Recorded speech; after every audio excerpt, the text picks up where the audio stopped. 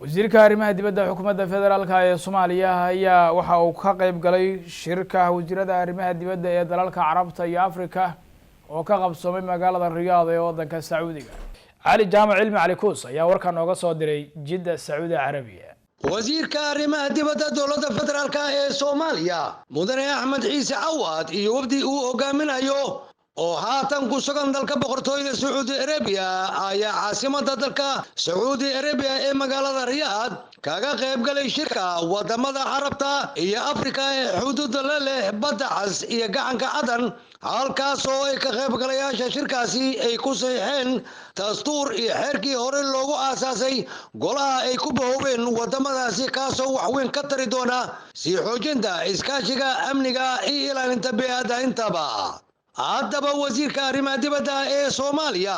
mudane Axmed Ciise Cawaad iyo wafdigiisa oo ay ka mid yihiin ergeyga gaarka ee madaxweynaha dowladda federaalka ee Soomaaliya u qaabilsan dalalka xuduudda leh badda cas gacanka Cadan iyo geeska Afrika mudane Balal Maxamed Cusmaan iyo danjiraha Soomaaliya u fadhiya dalka Belgium iyo midowga Yurub mudane Cali Saciid Faqi iyo mas'uuliin ka tirsan wasaaradda arrimaha dibadda ee Soomaaliya ayaa waxa kaloo shirkaasi ku weeliyay hay'adaha safaaradda Soomaaliya u fadhiya dalka Sacuudi Carabiya mudane Salim xaaji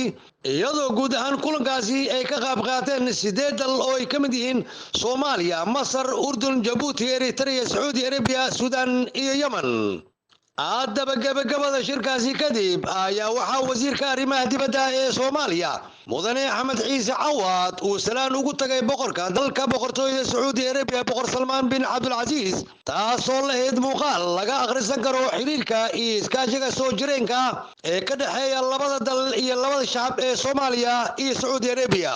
haddaba intaasi waxaa dheer in markii wasiirka arrimaha dibadda ee dalka Soomaaliya mudane Axmed Ciise Cawaad iyo wafdigiisu ay gaareen dalka Sacuudi Arabia ay halkaasi si diiran ugu soo dhaweeyeen hay'adaha safaaradda Soomaaliya ee magaalada Riyaad mudane Salim xaaji diblomaasiyiinta iyo howlwadeenada safaaradda Soomaaliya ee magaalada Riyaad iyo mas'uuliin sare oo ka tirsan wasaaradda arrimaha dibadda ee dalka boqortooyada Sacuudi Arabia.